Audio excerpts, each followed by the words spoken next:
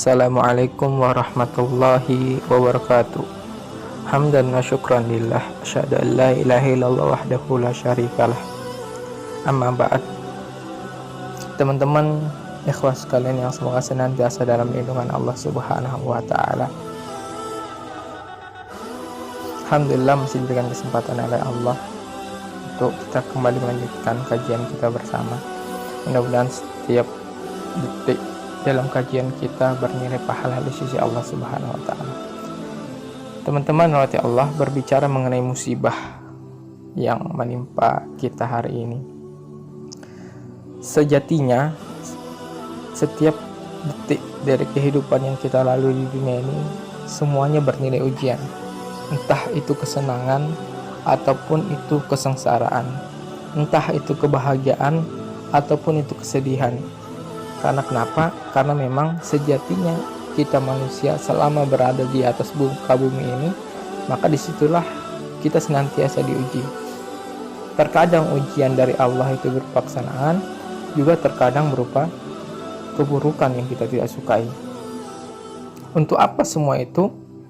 Untuk apa Allah menguji kita selama di dunia ini?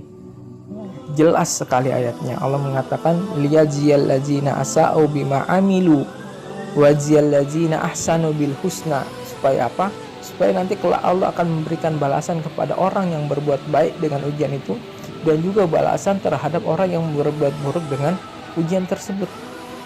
Maka sejatinya selama kita hidup di dunia ini, entah itu kenikmatan, kita juga diuji baik dengan kesenangan yang kita rasakan ataupun juga keburukan, itu semuanya ujian. Dan kenikmatan itu apakah kita bersyukur dengan sebenar-benarnya syukur, ataukah dengan kesabaran itu kita bisa bersabar dengan sebenar-benarnya sabar.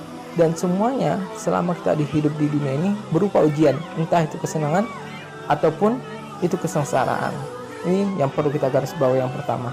Dan semua yang namanya ujian, kesenangan, kenikmatan ataupun kesengsaraan, kejelekan, keburukan, semuanya tidak lepas dari campur tangan izin Allah Subhanahu wa taala. Musibah yang menimpa kita hari ini ya, itu tidak lain adalah dengan izin Allah Subhanahu wa taala. Jangankan musibah, dedaunan pun itu tidak akan pernah jatuh dari rantingnya kecuali tanpa izin Allah.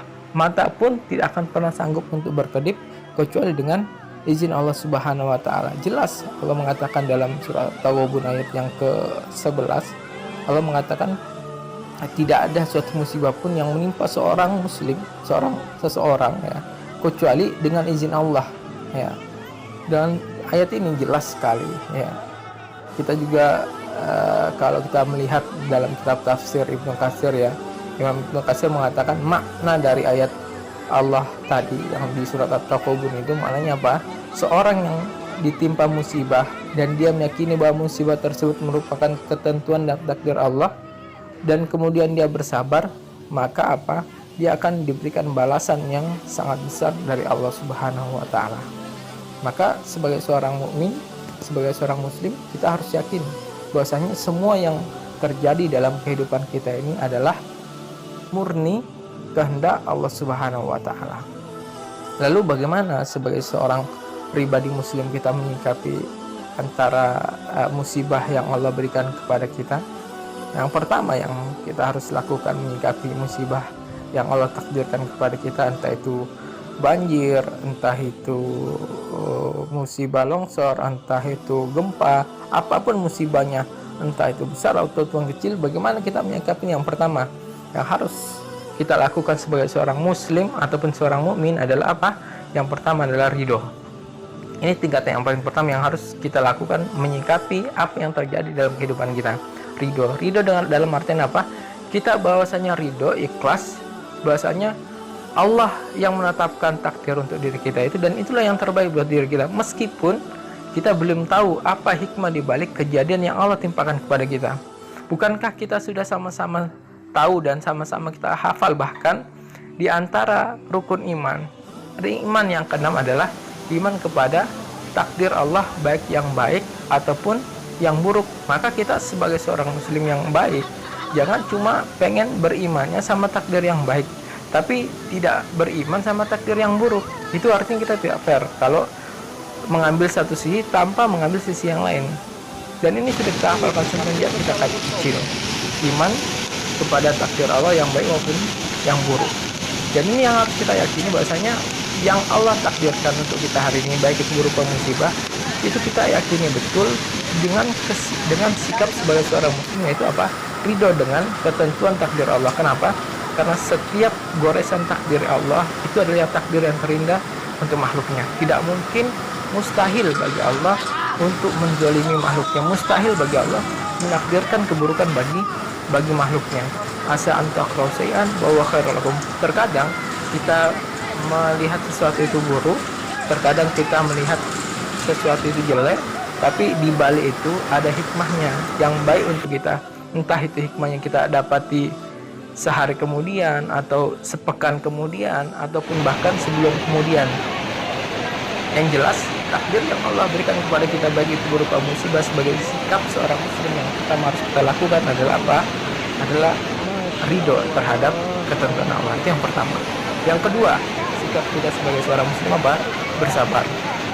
Bersabar dengan bersabar bahwasanya segala sesuatu yang Allah berikan kepada kita, bersabarnya dengan cara positive thinking, husnuzon, jauh dari sifat prasangka buruk, jauh dari sifat suuzon kepada Allah Subhanahu wa taala.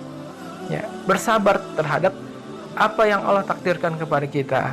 Ya, bersabar juga dalam pikiran, jangan berprasangka buruk, baik itu kepada Sang Khalik ataupun juga kepada makhluk. Ya, jangan berprasangka buruk kepada Allah, bahasanya takdir yang Allah berikan kepada saya ini buruk. Tidak. Jadi kita harus bersabar, menahan diri, menahan pikiran. Yang Allah berikan ini adalah yang terbaik buat kita. Juga bersabar, menahan pikiran bahwasanya kejadian musibah ini dikarenakan ulah seseorang.